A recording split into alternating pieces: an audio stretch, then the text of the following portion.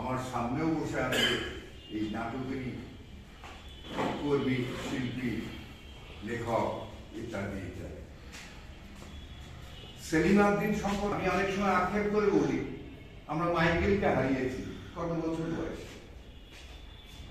তিনি যে কয়দিন বেঁচে ছিলেন বাংলার সাহিত্য, বাংলার নাটকে সব থেকে মজা হচ্ছে তিনি জমিদারের সন্তান।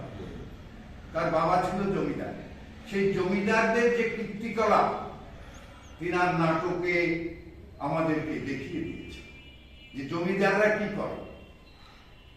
সে একজন চাষা, কৃষক, তাকে খাজনা মওকুফ করছে না, আবার কোনো বাজে উদ্দেশ্যে যদি তাকে লোভ দেখানো হয় সে সমস্ত টাকা পয়সা মাফ করে দেয়।